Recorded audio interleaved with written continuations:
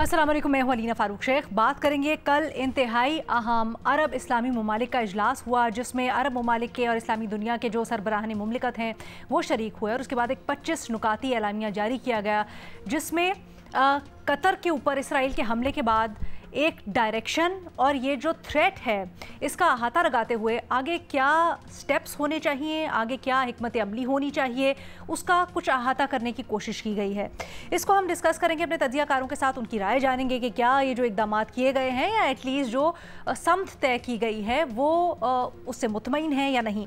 लेकिन जिस वक्त ये इजलास हो रहा था गुज़श्ता रोज़, उस वक्त एक बहुत अहम डेवलपमेंट हो रही थी कि इसराइल के अंदर अमरीकी secretary of state Marco Rubio मौजूद थे, और वहाँ पर जो मनाजिर थे उसमें न सिर्फ उन्होंने अमेरिका की सपोर्ट इसराइल को शो करवाई ऑप्टिक्स के ज़रिए, बल्कि मीडिया से गुफ्तगू करते हुए रूबियो ने यह भी कहा कि इसराइल के साथ गैर मुतज़लज़ल तौर पर मौजूद हैं और अमेरिका की सपोर्ट है। लेकिन फिर आज कतर का दौरा भी किया है, और मार्को रूबियो ने कतर के जो डिग्निटरीज़ हैं उनसे भी मुलाकात की, और वहाँ पर उन्होंने इस ख्वाहिश का इजहार किया कि कतर जो अपनी गज़ा के ऊपर सालिसी है वो जारी रखे। अब ये अमेरिका की दो तरफ़ा पॉलिसी किस रुख जाएगी, क्या मुराद है इसका, इसको भी डिस्कस करते हैं। लेकिन इस सब के होते हुए इसराइल की जो हल्ला शेरी है या जिस तरह से वो इक़दामात कर रहा है वो अभी कम नहीं हुई। इसराइल और शेर हो गया है। इसराइल ने कहा है कि हमास के लोगों को वो निशाना बनाएगा, उनके ऊपर हमला करेगा, ख्वाह वो कहीं भी हों। ऐसी सूरत हाल में ये जो कल इजलास हुआ है, अरब इस्लामी दुनिया इकट्ठी हुई है, कुछ स्टेप्स भी इन्होंने या एक हिकमत अमली का तयन किया है या उसके लिए कुछ आउटलाइन ड्रॉ की है। क्या हो सकता है इस सिलसिले में, अपने तज्ज़ियाकारों से ज़रा जानते हैं। इसके लिए हमें ज्वाइन कर रहे हैं रीमा उमर साहबा, सलीम साफ़ी साहब, उमर चीमा साहब और इरशाद भट्टी साहब भी हमारे साथ मौजूद हैं। साफ़ी साहब, आपसे शुरू करते हैं। सर, सबसे पहले तो बात करते हैं ये जो कल इजलास हुआ है, और बहुत सारी तवक्कुआत थी, हम भी इसके ऊपर बात कर चुके, हमारे पैनल की भी बहुत इससे कुछ की एक्सपेक्टेशंस थी, कुछ की नहीं थी। बट आपको क्या लगता है जो 25 नुकात और इनमें जो डायरेक्शन सामने आई है, क्या ये काफ़ी है? क्या ये वो इक़दामात हैं जो होने चाहिए थे, या आपको डिसअपॉइंटमेंट हुई है? नहीं, देखें, मुझे डिसअपॉइंटमेंट नहीं हुई है, क्योंकि हम इस हकीकत को जानते हैं कि अरब ममालिक के आपस में भी इख्तलाफात हैं। अब मसलन इज़राइल यमन को भी निशाना बना रहा है, यमन ख़ुद सऊदी अरब के लिए भी थ्रेट रहा है। तो इसी तरह ईरान और सऊदी अरब के लंबे अरसे तक इख्तलाफात रहे हैं, तो उनको 2 दिन में दूर नहीं किया जा सकता, और इसको कोई नेटो टाइप अलाइंस में तब्दील नहीं किया जा सकता। ये तो हमें पहले से इल्म था। अलबत्ता इस हद तक मायूसी हुई है कि कोई बिल्कुल बराह रास्त ठोस इक़दाम तजवीज़ नहीं किया गया है, जिसकी वजह से इज़राइल को बराह रास्त कोई गज़न पहुँचे। ये 2-3 अहम उसमें डायरेक्शन के लिहाज से तयन कर दिया गया है 2-3 फ़ैसलों के ज़रिए। एक तो ये कि गल्फ़ स्टेट्स जो हैं उन्होंने ये कह दिया है कि ये जो हमला है वो गल्फ़ स्टेट के एक मेंबर पर नहीं बल्कि सब पे हमला है, और बल्कि बाकी जो इस्लामी ममालिक है उन्होंने भी अपने ऊपर हमले से ताबीर किया है। और दूसरा, उन्होंने जो एक पॉइंट जो फ्यूचर में अगर उस पर अमल हो तो उसका कोई नतीजा निकल सकता है, वो ये कि जो जॉइंट फोर्स है गल्फ़ कंट्रीज़ का, उसको एक्टिवेट करने की बात की गई है। तो अगर तो मुस्तक़बल में इस तरह होता है तो उसके मस्बत नताइज बरामद होंगे। अच्छा, सलीम साफ़ी साहब, आप अब क्या समझते हैं, क्या मज़ीद इसके ऊपर कुछ होना चाहिए? ख़ासकर ये जो धमकी दी है आज फिर नेतन्याहू ने कि भाई हमास चाहे कहीं भी हो, हम वहाँ पर उसको निशाना बनाएंगे, हम नहीं रुकेंगे आगे। देखिए, इस चीज़ ने अरब कंट्रीज़ को भी अब एक अजीब सूरत हाल से दो चार इसलिए कर दिया है कि अरब कंट्रीज़ अपनी सिक्योरिटी के लिए इन्हिसार करते थे अमेरिका पे, और इज़राइल की जितनी भी بربریت ہے یا اسرائیل کی جتنی بھی ہٹ درمی ہے اس کے پیچھے امریکہ کی طاقت ہے. اور امریکہ اب اگر اتنے مظالم کے بعد بھی کہ کئی ایسی جگہوں سے آوازیں اٹھی ہیں کہ یہ انسانی نسل کشی ہے، خود امریکہ کے اندر بھی ایک بڑا طبقہ پہلی مرتبہ اسرائیل کے خلاف میدان میں نکلا ہے، اور اسی طرح یورپ سے بھی اسرائیل کے خلاف آوازیں اٹھنے لگی ہیں. لیکن اس کے باوجود بھی ٹرمپ چاہتا ہے کہ وہ اسرائیل کو بھی اپنے ساتھ رکھیں، اسرائیل کے ساتھ بھی اپنی سرپرستی برقرار رکھیں، اور دوسری طرف قطر ایک ایسا ملک تھا کہ جو صرف امریکہ کا اتحادی نہیں تھا بلکہ سینٹکام کا ہیڈ کوارٹر ہے. اور پھر دوسری بات یہ تھی کہ اس کو ثالث کی حیثیت امریکہ نے ہی دی تھی، اور امریکہ ہی یہ چاہتا تھا کہ وہاں پہ مذاکرات ہو، اور اس کے لیے حماس کے لیڈر ادھر پہ موجود تھے. تو امریکہ کو بھی ایک عجیب صورتحال سے دوچار کر دیا ہے نتنیاہو نے، اور خود عرب دنیا کو بھی ایک عجیب صورتحال سے دوچار کر دیا ہے. اب عرب دنیا ظاہری بات ہے کہ جس پہ تکیہ کر رہے تھے، اگر وہ مکمل طور پر ان کا ساتھ نہیں دیتا، ان کی سیکیورٹی کی ضمانت نہیں دیتا اور نہیں دے سکتا، تو پھر وہ کیا کریں؟ اب وہ نئے اپنے سیکیورٹی کے لیے نئے انتظامات پہ سوچیں گے، اور اس میں ظاہری بات ہے کہ بہت وقت لگے گا. دوسری طرف امریکہ ہے، تو امریکہ بھی اسرائیل کو باز بھی نہیں رکھ سکتا اور اس کا ساتھ بھی نہیں چھوڑ سکتا، اور عرب دنیا کی حمایت سے ہاتھ دھونا بھی امریکہ کے لیے بھی اتنا آسان نہیں ہے کہ جن ملکوں کے ساتھ اتنے لمبے عرصے تک اس کے ڈیفنس کے اور اسٹریٹجک تعلقات رہے اور ان کی دفاع کی ایک لحاظ سے ذمہ داری بھی امریکہ نے لے رکھی تھی، تو ان کے ساتھ اب اسرائیل چڑخانی کر رہا ہے. اچھا، بھی بڑی عجیب و غریب سی صورتحال ہے ریما، جہاں ایک طرف ہم دیکھ رہے ہیں کہ عرب ممالک کا جو اعلامیہ آیا ہے اس میں کچھ اقدامات کی بات کی گئی ہے، لیکن ساتھ ہی ساتھ امریکہ کے رول کو بھی بڑا سراہا گیا ہے کہ رسالسی کے لیے جو امریکہ کوششیں کر رہا ہے، خاص کر غزہ کے ایشو کے اوپر، ہم اس کو بڑا سراہتے ہیں. پھر دوسری طرف ہم امریکہ کا رول بھی، جیسے سلیم صافی صاحب بھی مینشن کر رہے ہیں، ایک طرف جا کے کل مارکو روبیو موجود تھے اسرائیل کے اندر سب جارحیت کے باوجود، ادھر کچھ مکس سگنلز مل رہے ہیں قطر سے متعلق بھی. یہ معاملہ کہاں بیٹھے گا، اور اس کے اندر جو ڈائریکشن لی جا رہی ہے عرب اسلامی ممالک کی طرف سے، کیا وہ ٹھیک ہے؟ جی شکریہ لینا. میری عرب ممالک سے کچھ ایکسپیکٹیشنز نہیں ہیں، نہ ہی میں عرب ممالک کو رومانٹیسائز کرتی ہوں. اس وقت ان کی بہت امپورٹنس ہے ریجن میں، خاص طور پہ فلسطین کے ایشو پہ، لیکن ان کے اپنے بہت سے مسائل ہیں. ہمیں ایک اور ہیومینیٹیرین کرائسس جنم لے چکا ہے سوڈان میں. اگر اس کی بات کریں، وہاں بھی 1 لاکھ سے زیادہ لوگ جو ہیں ان کو قتل کیا گیا ہے، اور وہ بھی ایک طرح سے ایک پلے گراؤنڈ ہے انہی عرب اسٹیٹس کا. اس کے علاوہ ہم نے یمن میں دیکھا ہے، عراق میں دیکھا ہے، اور بھی بہت ممالک میں. عرب ممالک بھی پراکسی وارز کو سپورٹ کرتے ہیں، اب بھی کر رہے ہیں، اور انسرجنٹس کو، ملیٹنٹس کو اور ممالک میں سپورٹ کر رہے ہیں، اب بھی کرتے ہیں. تو ان سے توقع کرنا کہ وہ ایک بہت مورل ہائی گراؤنڈ لیں گے اس سچویشن میں، وہ اپنے مفادات کو پیچھے رکھ کے امریکہ کے خلاف کھڑے ہو جائیں گے، ایک کوئی بہت ہی روبسٹ کوئی سسٹم بنائیں گے جس میں سب ایک ساتھ ہوں گے، یونائٹڈ ہوں گے. میرا خیال ہے یہ ایکسپیکٹیشنز ہی بہت آئیڈیلسٹک ہیں، اور زمینی حقائق ان کو سپورٹ نہیں کرتے. اور اگر الگ ممالک اکٹھے ہو بھی جائیں، ہم نے ماضی میں دیکھا ہے کہ وہ اسرائیل امریکہ کو، اور اگر یورپ بھی ان کے ساتھ ہے، تو ان کو خاص کوئی شاید نقصان نہ پہنچا سکے، ان کے لیے بہت زیادہ ڈیٹرنس نہ بن سکے. تو یہ تو عرب ممالک میں میری رائے ہے. دوسرا، اگر آپ آج دیکھیں، بہت اہم اور رپورٹ آئی ہے، یونائٹڈ نیشنز کی ایک کمیٹی تھی، انڈیپینڈنٹ انٹرنیشنل کمیٹی، ان کی رپورٹ آئی ہے کمیشن کی، اور اس میں انہوں نے کہا ہے، وہ ICJ کے فیصلے سے آگے گئے ہیں، اور انہوں نے کہا ہے کہ اسرائیل نے فلسطین میں جینوسائیڈ کی ہے اور اب بھی جینوسائیڈ کر رہا ہے.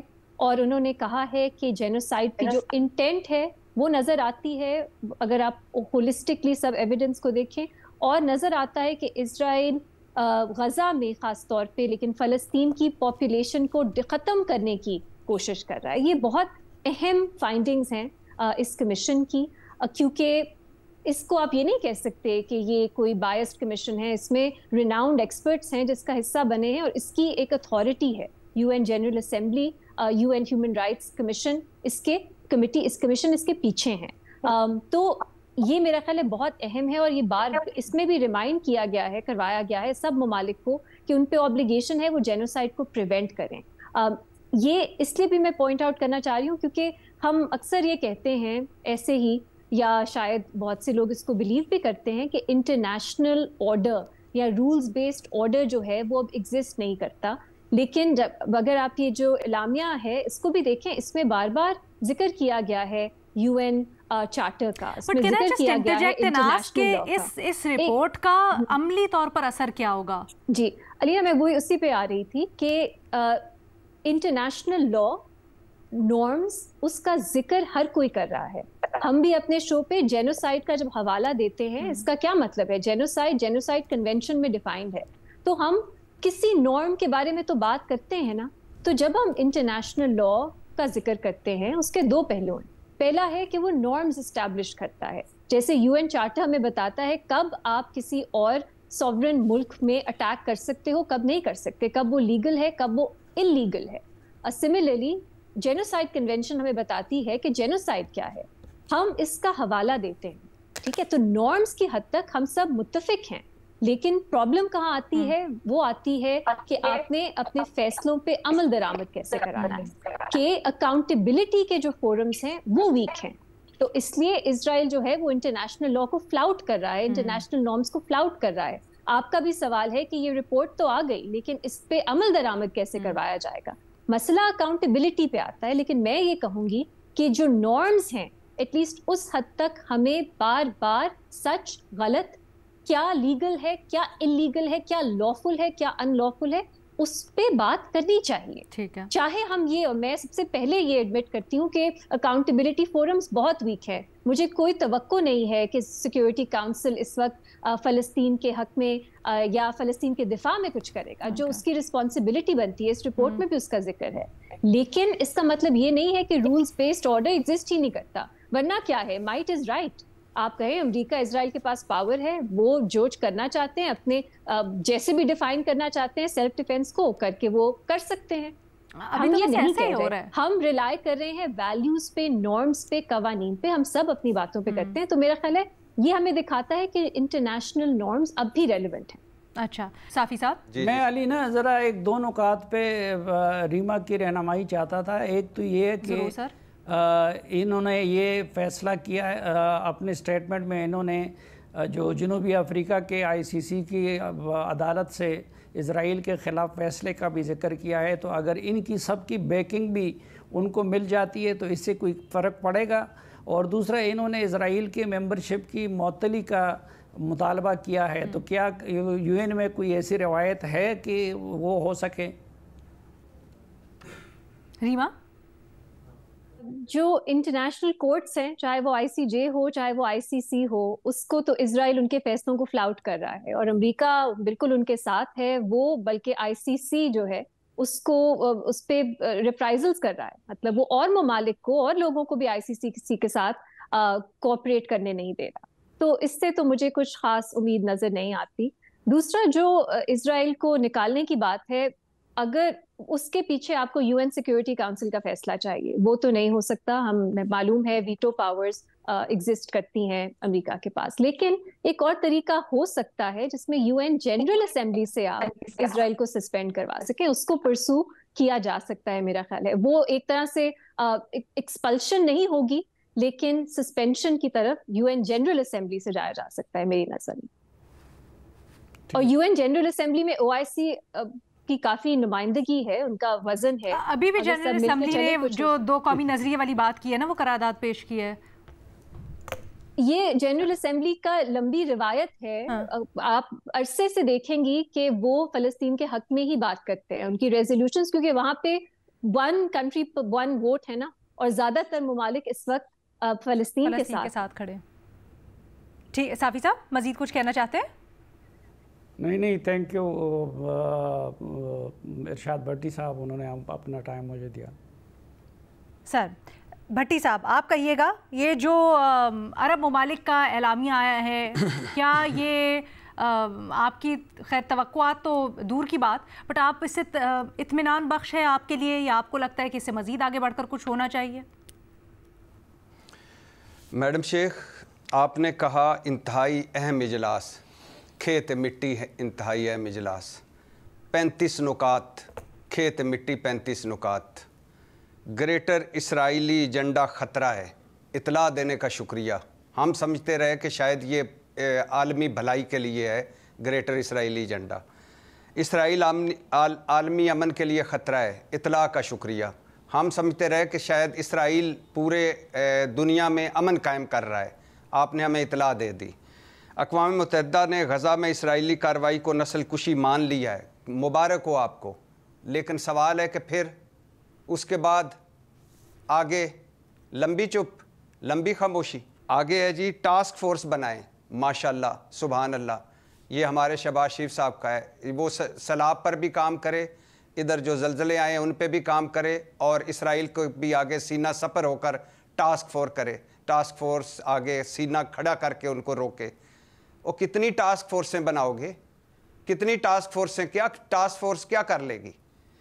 میڈم شیخ، میں تو آج تک پچھلے 7-8 دن سے حیران ہوں کہ قطر کے پاس فضائی اور ہوائی حملوں کو روکنے کے لیے 19 ارب ڈالر مالیت کے کئی حفاظتی تہوں پر مشتمل ایئر ڈیفنس سسٹم موجود تھا۔ امریکی پیٹریاٹ پیک 3، ناروے کا NASAMS, American anti ballistic missile system, برطانیہ کا ریپیئر، فرانس اور جرمنی کا مشترکہ رولینڈ کدھر گیا؟ کہاں گیا؟ قطر کی فضائیہ میں 36 رافیل طیارے ہیں، 33 امریکی F-15 ہیں، فرانسیسی میراج ہیں، اور جدید جنگی جہاز ہیں، کھربوں ڈالر کا دفاعی اور جنگی نظام ہے، کدھر گیا؟ سلامتی کونسل کے میڈم شیخ، آپ ابھی انٹرنیشنل نارمز کی بات ہو رہی تھی، کوئی عالمی عدالت کی بات ہو رہی تھی، کوئی انسانی حقوق کی بات ہو رہی تھی، کوئی پتہ نہیں کلابے ملائے جا رہے تھے کہ پتہ نہیں کیا ہو جانا ہے۔ بھائی سلامتی کونسل کے 15 ارکان نے اس حملے کی مذمت کی ہے، مگر اسرائیل کا نام نہیں لیا، جرت پیدا نہیں ہوئی اسرائیل کا نام لینے کی۔ اور اب یہ بھی کنفرم ہو گیا ہے کہ امریکہ کو حملے کا علم تھا، بابا جی ٹرمپ صاحب کو پتہ تھا، مطلب امریکہ اور اسرائیل اس وقت بھی، آج بھی اور کل بھی گڈ کاپ بیڈ کاپ کھیلیں گے۔ اور میڈم شیخ، ابھی جب ٹرمپ صاحب قطر آئے تھے تو 96 ارب ڈالر کے 160 بوئنگ طیاروں کا آرڈر دیا قطر نے، 36 ارب ڈالر کے دفاعی معاہدے کیے، 243 ارب ڈالر کے دیگر معاہدے تھے، اور 400 ملین ڈالر مطلب ہمارے غریبوں کی کرنسی میں 1 خرب 13 ارب 2 کروڑ 60 لاکھ کا جہاز تحفے میں دیا۔ کیا بنا؟ اچھا میڈم شیخ، 7 دن ہو گئے ہیں اس جارحیت کو، اسرائیلی حملے کو، کوئی عملی قدم، کوئی جوابی کارروائی تو انہوں نے کرنا ہی نہیں تھی۔ پہلے دن ہی کہہ رہے تھے کہ نہ یہ کرنے جوگے ہیں، نہ انہوں نے کرنی ہے۔ کوئی عملی قدم، کوئی تجارتی بائیکاٹ، کوئی سفارتی بائیکاٹ، کوئی تیل کا بطور ہتھیار استعمال کرنا، یا کم از کم جن عرب ممالک نے امریکی دباؤ پر اسرائیل کو تسلیم کر رکھا ہے انہوں نے ہی اپنے سفارتی تعلقات ختم کر دیے ہوں، وقتی طور پر 2 مہینوں کے لیے، عارضی طور پر۔ کسی نے کچھ کیا؟ نہیں۔ اچھا، 2 ارب مسلمان ہیں، 57 مسلم ملک ہے، ہو کیا رہا ہے؟ ایک کا دوسرے کو فون کرنا، دوسرے کا تیسرے کو کہنا کہ میں تیرے ساتھ کھڑا ہوں، چوتھے کی ہمدردی، 5ویں کی مذمت، 6 کی یکجہتی۔ اور اس سے کیا ہوگا؟ اس سے کیا کر لو گے؟ او بھائی، آپ کچھ کر سکتے ہو؟ نہیں کر سکتے۔ آپ کے پاس کیا کچھ نہیں ہے، لیکن کچھ ہے؟ کچھ بھی نہیں ہے۔ آپ کے پاس OIC ہے، عرب لیگ ہے، آپ کے پاس تیل ہے، آپ کے پاس دولتیں ہیں، مگر at the end of the day 0/0۔ تو جو آپ کا سوال ہے آخری جملہ کہ حکمت عملی کیا ہوگی، نہ آج یہ علم سے دور مسلم دنیا، سائنس سے دور مسلم دنیا، اپنی جنگی اور دفاعی تیاری سے دور مسلم دنیا، عیاشیوں میں ڈوبی مسلم دنیا کے پاس نہ حکمت ہے نہ کوئی عمل ہے، تو لہٰذا نہ کوئی حکمت عملی ہے، نہ ہونی ہے۔ یہ اسی طرح مار کھائیں گے سارے کے سارے، اسی طرح روتے دھوتے رہیں گے, اسی طرح یکجہتیاں کرتے رہیں گے, اسی طرح ٹاسک فورسیں بناتے رہیں گے, اسی طرح اجلاس کرتے رہیں گے, اسی طرح نکات پہ نکات آتے رہیں گے, اور اسی طرح اسرائیل سینہ چوڑا کر کے اس خطے میں بدماشی کرتا رہے گا. چیمہ صاحب آپ کی کیا رائے ہے؟ کیا یہ اسلامی ممالک کی کمزوری ہے, کیا مصلحت ہے, یا ایک پریکٹیکل اپروچ ہے؟ کیونکہ یہ بھی پچھلے دنوں رائے آتی رہی کہ زیادہ سفارتی طور پر یا ویسے اگر آپ حقائق کو دیکھیں تو کچھ کیا بھی نہیں جا سکتا. آپ کو کیا لگتا ہے تینوں میں سے کیا چیز ہے؟ رینا, جو آپ نے تینوں آپشن دیے ہیں نا وہ ایٹ دا سیم ٹائم بالکل درست ہے. کمزوری بھی ہے, مصلحت بھی ہے, اور پریکٹیکل یہی ان کے پاس ہے, اس کے علاوہ کچھ کرنے کو نہیں ہے ان کے پاس. مجھے جو اسلامی ممالک ہیں, ہم بھی بچپن میں سنتے آئے جی کہ مسلمان اگر اکٹھے ہو جائیں نا تو پتہ نہیں یہ کون سا تیر ماریں گے, اور لوگوں نے شاید یہ سوچا ہوا ہے کہ شاید کوئی آنا ہے, بندہ آنا ہے اور ان کی کوئی آپس میں فزیکل فائٹ ہونی ہے, اور زیادہ لوگ ہوں گے نا تو سارے مل کر اس پر اٹیک کریں گے تو شاید ہم جیت جائیں گے. لیکن ان کے بارے میں ایک دفعہ ایک خوبصورت بات, بڑی ایک تھاٹ پرووکنگ بات, شہید سہروردی ہمارے ایک فارمر پرائم منسٹر ہیں, تو انہوں نے ایک دفعہ کی, تو ان پر ایک الزام ہوتا تھا, ان پر الزام یہ تھا کہ یہ زیادہ ایک مغرب کی طرف دیکھتے ہیں یا مغرب نواز ہیں, پرو ویسٹ ہیں. تو ان سے کسی نے سوال کیا کہ آپ جو ہے نا الائنس بھی چاہتے ہیں کہ مغرب کے ساتھ ہو ہمارا, تو آپ یہ کیوں نہیں کہتے کہ مسلم ممالک جو ہیں یہ سارے اکٹھے ہو جائیں؟ انہوں نے کہا کہ یہ سارے جو ہے نا یہ صفریں ہیں, تو صفریں آپ جتنی بھی جمع کر لینا اس کا حاصل بھی صفر آتا ہے. تو یہ آج تک, اور میں یہ بات کر رہا ہوں پچاس کی دہائی کی, اور انفارچونیٹلی آج کے دور میں بھی جب ہم 21ویں صدی میں آ گئے ہیں, 2025 میں ہم بات کر رہے ہیں, تو حالات جو ہے نا اس سے ڈیفرنٹ نہیں ہے. اب ذرا ان کا ایک جو بٹی صاحب بات کر رہے تھے نا, جو بٹی صاحب نے نام جو ہے وہ جو بتائے کہ کون کون سا اسلحہ ان کے پاس ہے, اس کو اب میں اس طرح سے بیان کرتا ہوں کہ جو ممالک دنیا میں سب سے زیادہ اسلحہ خریدتے ہیں اس میں قطر تیسرے نمبر پہ ہے, قطر تیسرے نمبر پر ہے. اور اس قطر کا رقبہ دیکھیں, یہ اسلام آباد جتنا ایک ملک ہے, جو اسلام آباد کیپٹل ٹیریٹری ہے, جتنا یہ رقبہ ہے نا اس سے تھوڑا سا زیادہ ہوگا. یعنی کہ یہ وہی بنتا ہے, یعنی کہ ہم جو آپ سمجھیں کہ جیسے کوئی 900 اسکوائر کلومیٹر ہو وہ 1100, یعنی کہ وہ اس کے قریب ہے. کتنا ہے؟ اور دنیا میں تیسرے نمبر پہ, پہلے نمبر پہ کون ہے؟ یوکرین ہے جدھر ایک جنگ چل رہی ہے. دوسرے نمبر پہ کون ہے کہ جو کہ انڈیا ہے, اور تیسرے نمبر پہ قطر ہے. چوتھے نمبر پر سعودی عرب آتا ہے, ٹھیک ہے. اور اس کے علاوہ جو باقی کنٹریز ہیں جیسے جو ہے بحرین ہے, کویت ہے یا یو اے ای ہے, یہ سارے ٹاپ 25 کنٹریز میں ہیں اسلحے کے لحاظ سے جو اسلحہ خریدتے ہیں. اب میں سوچتا ہوں کہ یہ اسلحہ ان کے کس کام آئے گا. پہلے یہ آپس میں بھی لڑتے ہیں, یعنی کہ ابھی تو یہ ہے کہ یا تو آپ اس کو آپ رکھتے تھے کہ آرگنائزیشن آف اسلامک کنٹری, آپ کہہ رہے ہیں کہ عرب اینڈ اسلامک کنٹریز. اب ان میں سے میں یہ سوچتا رہا کہ کیا کوئی عرب کنٹری ایسا ہے جو کہ غیر مسلمان ہے, جس کا آپ ان کو ایک درمیان میں یہ ایک تفریق بھی رکھ رہے ہیں کہ عرب ممالک بھی ہیں اور مسلمان ممالک بھی ہیں. آپ یہ بات کرتے تھے جی کہ اسلامی ممالک جو ہے ان کی بات ہوئی. اب یہ ہے کہ ان کا آپس میں کیا ہے, یعنی کہ ادھر جو پہلے ایک ہے یمن ہے, یمن میں ہوتیز ہیں, انہوں نے پہلے ان پر اٹیک بھی کیا, یو اے پہ بھی کیا, سعودی عرب پہ کیا. ابھی ادھر قطر میں جب ہوئے تو ادھر ایران کے جو پریزیڈنٹ ہے وہ بھی موجود تھے, وہ کہہ رہے تھے کہ ایک مسلمانوں کی ایک اپنی ایک نیٹو فورس ہونی چاہیے.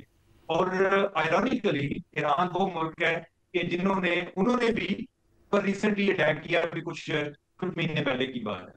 اور ان کی آپس میں اتفاق کا یہ عالم ہے کہ کچھ ممالک جو ہیں ان کے تو اسرائیل کے ساتھ تعلقات ہیں, تو قطر نے یو اے ای کو کہا کہ آپ جو ہے ان کے ساتھ تعلق ختم کریں. اب خیر ان کے کہنے پہ تو انہوں نے تعلق ختم نہیں کرنے تھے, ہاں یہ ضرور کیا کہ ان کا ڈپٹی ایمبیسڈر اس کو بلایا, اس کو کوئی ڈانٹا ڈپٹا کہ آپ لوگوں نے ٹھیک نہیں کیا.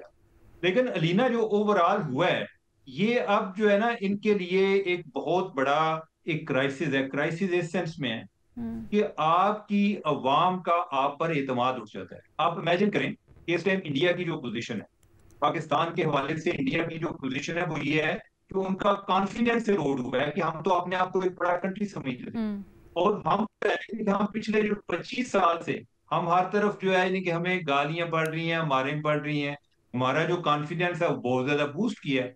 अब जो अरब कंट्रीज हैं, एक तरफ तो उनमें ओवरऑल एक इसराइल के खिलाफ बड़ी रिजेंटमेंट है। अब इसराइल किसी को भी आके मारता है तो उनके जो लोग हैं उनमें और ज्यादा अपने हुक्मरानों के बारे में भी रिजेंटमेंट होती है। एक ये चीज होगी। दूसरा, ये जवाब इनको दे नहीं सकते। इसराइल ने एक नई थ्रेशोल्ड सेट कर दी है। वो इनके कंट्रीज में जाके, ममालिक में जाके, पहले उसने कभी वो लबनान में अटैक करता है, कभी वो यमन में उसने किए हैं, सीरिया में उसने किए हैं, ईरान में उसने किए हैं, अब जो है वो कतर की तरफ आ गया। उसका मतलब यह है कि कोई अरब मुल्क जो है वो उनकी उसकी दस्तरस से बाहर नहीं है। अब ये जो है कि अगर इस तरह के बयान देंगे, अगर ये मामला इनका इधर तक रहा तो जो बाकी हैं उनकी भी ये हालत होगी, या ये होगा कि ये बस हर टाइम दुआएं करते रहेंगे कि इसराइल जो है ना हमारे इस पे दोबारा कोई अटैक ना कर दे। सर, तो जिस तरह से तो आप बता रहे हैं उस तरह से तो अपने अंदर अवाम की सेटिस्फैक्शन से ज्यादा ये एग्जिस्टेंशियल क्राइसिस हो गया, एग्जिस्टेंशियल थ्रेट हो गया इन ममालिक के लिए। मैं सर एक छोटी सी बात के ऊपर सलीम साफ़ी साहब की राय साफ़ी साहब, क्या इतना भी नहीं हो सकता था कि अब्राहम अकॉर्ड से बाहर निकल जाते या इसराइल से ताल्लुक़ ख़त्म कर देते ये ममालिक? क्या ये मुमकिन नहीं था? नहीं, मैंने आपको बता दिया ना कि एक तो इसमें सिर्फ अरब ममालिक नहीं थे, गैर अरब ममालिक भी थे, और लेकिन अरब ममालिक के आपस में भी इख्तिलाफात हैं। आज से चंद साल पहले आपने देखा था कि कतर के साथ यूएई ने ताल्लुकात मुनक़ते कर दिए थे, और इसी तरह ईरान की मिसाल उमर ने दी कि ईरान की सरजमीन पे तो ख़ुद कतर से अभी चंद रोज़ पहले हमला हुआ था, जिसके जवाब में ईरान ने फिर उनको वो जवाब दे दिया। इसी तरह शाम और ये ममालिक सब सऊदी कैम्प में नहीं थे, ये तो सब उसके कैम्प में, ईरान के कैम्प में थे। तो ख़ुद अरब ममालिक के अंदर इख्तिलाफात इतने ज़्यादा हैं कि वो कभी भी इकट्ठे नहीं हो सकते जिस तरह इकट्ठा होना कहते हैं। मैं यही वजह आपसे पूछना चाहती हूँ सर, ऐसा क्यों है जब एक के ऊपर हमला बाकियों के ऊपर हमला क्यों तसव्वुर नहीं हो रहा है? वजह क्या है? नहीं, अभी तक तो देखें फ़लस्तीनी मार खा रहे थे और बाकी सब तमाशा देख रहे थे और सिर्फ ताज़ियत मज़म्मती बयानात जारी कर रहे थे। लेकिन पहली मर्तबा जो अमीर ममालिक की फ़हरिस्त से उसमें से एक कतर भी है, तो एक अमीर मुल्क को निशाना बनाया है, तो इसीलिए इजलासें भी हो रही हैं, इसलिए सब उनके मुल्क में इकट्ठे भी हो रहे हैं और उठक बैठक बहरहाल हो रही है। वरना इससे पहले जब शाम पे हो रहा था, जब यमन पे हो रहा था, जब लबनान पे हो रहा था, उस पे तो इतना रद्द अमल भी किसी ने नहीं दिया, ज़ुबानी रद्द अमल भी इन ममालिक की तरफ से नहीं आया था। अच्छा रीमा, जल्दी से बता दीजिएगा, क्या कोई कानूनी कदगन भी है अगर इसराइल को डिनाउंस करते हैं, अब्राहम अकॉर्ड से निकलते हैं तो? नहीं, कोई कानूनी कदगन नहीं है। इंटरप्रिटेशन की हमेशा गुंजाइश होती है अगर लगे भी है। अनीना, मैं एक बात फिर से एम्फसाइज करना चाहती हूँ कि इस तरह के सिचुएशंस में मुख्तलिफ इकदामात होते हैं, मुख्तलिफ लेवल्स पे हम देखते हैं रिस्पॉन्स आता है। यहाँ पे एक मिलिट्री, डिप्लोमेटिक, पॉलिटिकल रिस्पॉन्स है, वहाँ एक लीगल रिस्पॉन्स भी है। और लीगल रिस्पॉन्स जो है वो ओवरवेलमिंगली फ़लस्तीन के हक में है, इसराइल के खिलाफ है। लेकिन कुछ आवाजें अब भी हैं जो कहती हैं कि नस्लकुशी या जेनोसाइड नहीं हो रही फ़लस्तीन में, जिसमें यूके है। उन्होंने कुछ दिन पहले कहा कि लीगली जेनोसाइड की जो कंडीशंस हैं वो पूरी नहीं हो रही। तो इस तरह की जो कमीशंस हैं, उनकी जो रिपोर्ट्स हैं, वो लीगल डोमेन में जो बहस हो रही है उसके लिए बहुत फायदेमंद है, क्योंकि लोगों का माइंडसेट बहुत चीजों से तब्दील होता है। कुछ लोगों के लिए शायद कानून या नहीं मैटर करता, लेकिन बहुत से लोगों के लिए करता है। और दुनिया भर में हम देख रहे हैं, आप देख लें यूएन स्पेशल रैपोर्टर जो है, जो ऑक्यूपाइड टेरिटरीज में, वो शायद फलस्तीन के बाहर सबसे बड़ी एम्बेसडर हैं इजराइल के जो जुराइम है उनको हाईलाइट करने के लिए। और उनका फ्रेमवर्क क्या है? इंटरनेशनल लॉ ही है, यही नॉर्म्स हैं जिनको हम आए दिन पता नहीं क्यों कंडेम करते हैं। लेकिन फिर वो दोबारा से यही सवाल आता है, जहां आप जो बात कर रही हैं उसका बहुत ज्यादा वजन है और वो अपनी जगह बिल्कुल अहम, लेकिन फिर सवाल यही आता है कि जब एक धड़ा अपने आप को हर चीज़ से मुबर्रा समझता हो, हर चीज़ से बालातर समझता हो, उसके ऊपर कोई लीगैलिटी अप्लाई ना करती हो, वो समझ रहा हो, तो फिर इस तरह के जो इकदामात हैं, ये क्या हैसियत रहती है? वैसे तो the juries out on this, हमारे पैनल के ऊपर भी इस चीज़ के ऊपर इख्तलाफ पाया जाता है, तो let's just agree to disagree on this one. अपने हमारे तज्जियाकारों का जो रिस्पॉन्स आया है अरब इस्लामी समिट के ऊपर और क्या करना चाहिए, तज्जिया जाना। एक छोटी सी ब्रेक लेते हैं यहाँ पर, ब्रेक के बाद वापस आते हैं फिर आपके सवालों के साथ। Welcome back. रीमा से पहला सवाल करते हैं। रीमा, आपसे पूछा जा रहा है कि इस्लामाबाद हाई कोर्ट में ईमान मजारी हरासगी की शिकायत पर समाअत के लिए बेंच तब्दील कर दिया गया है, आपकी क्या राय है इस मामले के ऊपर? जी शुक्रिया लीना। इस्लामाबाद हाई कोर्ट में और भी बहुत कुछ चल रहा है, लेकिन हम आज उस पर बात नहीं करेंगे। हम उनके कंट्रोवर्शियल फैसलों पे बात नहीं करेंगे, ट्रांसफर ऑफ जजेस जिस तरह हुए उन पे बात नहीं करेंगे, किस तरह बहुत पॉलिटिकली अहमियत रखने वाले केसेस, उनका कुछ का फैसला किस तरह हो रहा है, कुछ का फैसला क्यों नहीं हो रहा, उस पर भी बात नहीं करेंगे। क्योंकि स्पेसिफिक जो इशू हमारे सामने जो आपने सवाल रखा है वो है हरासमेंट का, और मेरा ख्याल है इसको भी हमें हर चीज से सेपरेट करके भी अगर हम देखें, बहुत से सवालात उठते हैं। बहुत सी खवातीन वकला हैं जो कोर्ट्स में इस तरह का रवैया फेस करती हैं, जैसे एडवोकेट मजारी ने किया chief justice Islamabad high court की कोर्ट में। बहुत से लोग ये कह रहे हैं कि हरासमेंट जो है वो बहुत संगीन होती है, ये इतनी सीरियस इसकी नौयत नहीं थी। लेकिन अगर आप वर्क प्लेस हरासमेंट लॉ पढ़ें, उसमें अगर आप किसी के लिए एक जेंडर की बेसिस पे एक इंटिमिडेटिंग या डिस्क्रिमिनेटरी एनवायरनमेंट बनाते हैं, वो भी हरासमेंट के जुमरे में आता है।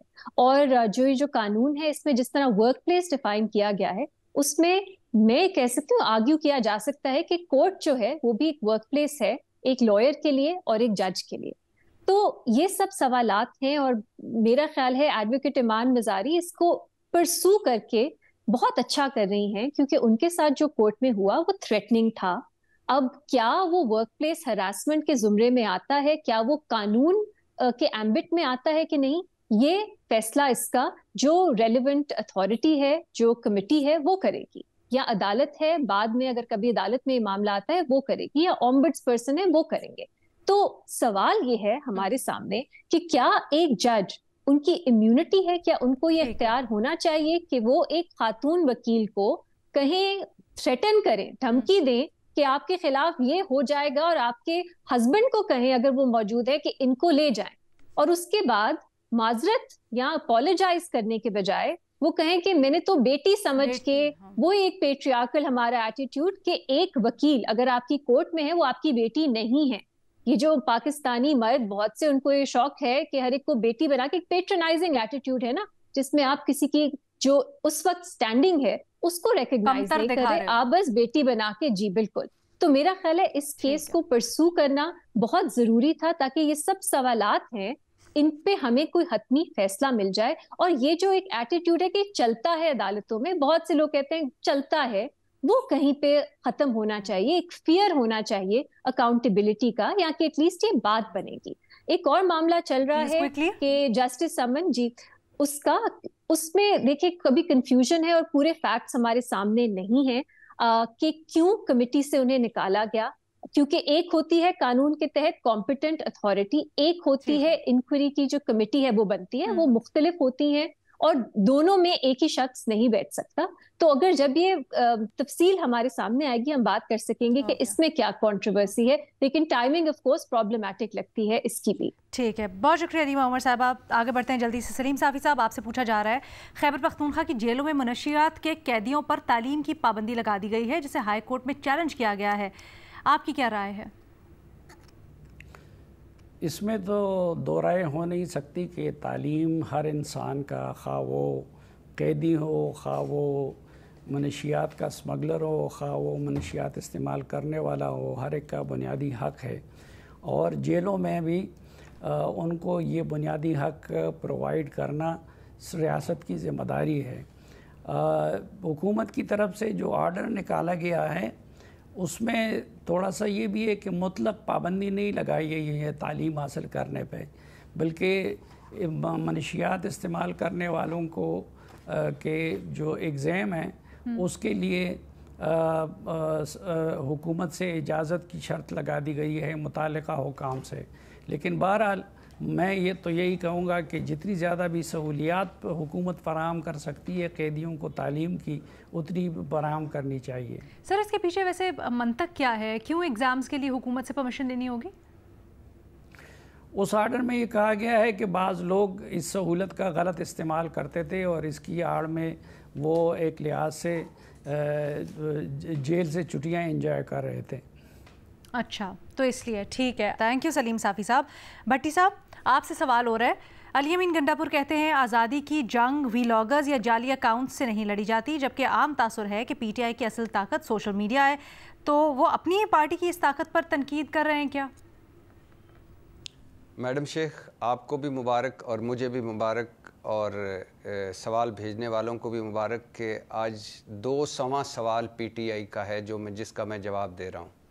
200वां तो डबल सेंचुरी हो गई माशाल्लाह। काश हमारी टीम हमसे कोई सीखती, मोहसिन नकवी साहब मुझसे कोई सीख लें। तो पहली बात तो ये है कि अली अमीन गंडापुर साहब बिल्कुल ठीक कह रहे हैं। दूसरी बात, वो अपने सोशल मीडिया में कुछ अनासर जिन पर वो हमेशा गरजते बरसते रहे हैं, जो सोशल मीडिया के कीबोर्ड वॉरियर्स हैं, जो कहते हैं कि इनकलाब बस दस्तकें दे रहा है, उनको सुना रहे थे। और कुछ पाकिस्तान तहरीक इंसाफ के वो लोग जो अमली तौर पर किसी जलसे, किसी जलूस, किसी रैली, किसी इhtजाज में शरीक नहीं होते, लेकिन वो जब वो ट्वीट करते हैं, जब वो अपनी कोई वीडियो भेजते हैं, जब वो फेसबुक या यूट्यूब पे आते हैं या जब वो टीवी पे आते हैं, तो ऐसा लगता है कि जो ची गवेरा साहब थे वो इन सारों से क्लासें लेते रहे थे। तो वो उनको सुना रहे थे और वो ये मुसलसल यही बात करते आए हैं और पिछले 1 साल से वो यही बात कर रहे हैं। Thank you so much. Umar Cheema साहब, आपसे पूछा जा रहा है आईसीसी ने मैच रेफरी को हटाने की पाकिस्तान की दरख्वास्त मुस्तरद कर दी है।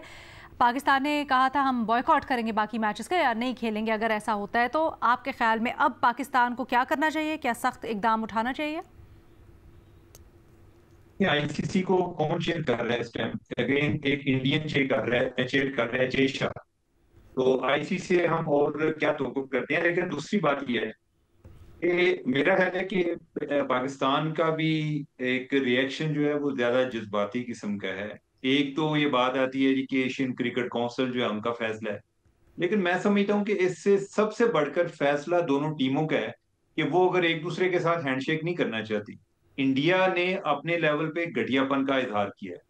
अब अगर वो चाहते हैं कि हम इनसे हाथ नहीं मिलाएंगे, तो अंपायर के पास क्या पावर है कि वो इनको कहेगा कि आपने जबरदस्ती हाथ मिलाना है? तो इसको हमें जो हमारी एक तनकीद का एक हदफ है वो इंडिया होना चाहिए था, ना कि दूसरी तरफ। और फिर जब आपको आइडिया भी हो कि जो एक इंटरनेशनल क्रिकेट है उसमें इंडिया का इन्फ्लुएंस भी ज्यादा है और आपका केस भी इतना स्ट्रांग नहीं है।